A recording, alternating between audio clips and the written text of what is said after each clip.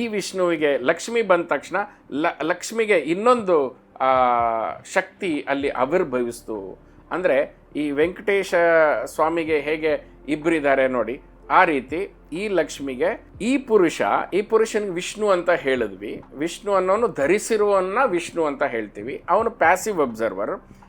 ಲಕ್ಷ ಕಟ್ಟು ನೋಡ್ತಾ ಇರೋಳು ಲಕ್ಷ್ಮಿ, ಪ್ರಕೃತಿ. ಸೊ ಲಕ್ಷ ಕೊಟ್ಟು ನೋಡ್ತಾ ಇದ್ದಾಳೆ. ಈ ವಿಷ್ಣುಗೆ ಈಗ ಇವಳು ಶ್ರೀದೇವಿ ಆದರೆ ಶ್ರೀದೇವಿಗೆ ಅಪೋಸಿಟ್ ಒಂದು ಫೋರ್ಸ್ ಕ್ರಿಯೇಟ್ ಆಯಿತು, ಅದನ್ನು ಭೂದೇವಿ ಅಂತ ಹೇಳ್ತೀವಿ. ಹೀಗೆ ಭೂದೇವಿಯ ಸೃಷ್ಟಿಯಾಯಿತು. ಈ ಭೂದೇವಿ ಪೃಥ್ವಿದೇವಿ. ಈ ಪೃಥ್ವಿಯಲ್ಲಿ ಪಾರ್ಥಿವ ಶರೀರ ಹೊತ್ತುವಂಥವರು ನಾವು ಕೂಡ ಈ ಒಂದು ಕ್ರಿಯೇಷನ್ ಸಾಲಲ್ಲೇ ಬಂದ್ವಿ. ಆ ಕ್ರಿಯೇಷನ್ ಸಾಲಲ್ಲಿ ಬಂದಂತಹ ನಾವುಗಳು, ನಮ್ಮಲ್ಲೂ ಕೂಡ ಒಬ್ಬ ಪುರುಷ ಇದ್ದಾನೆ, ನಮ್ಮಲ್ಲೂ ಕೂಡ ಒಂದು ಪ್ರಕೃತಿ ಇದೆ.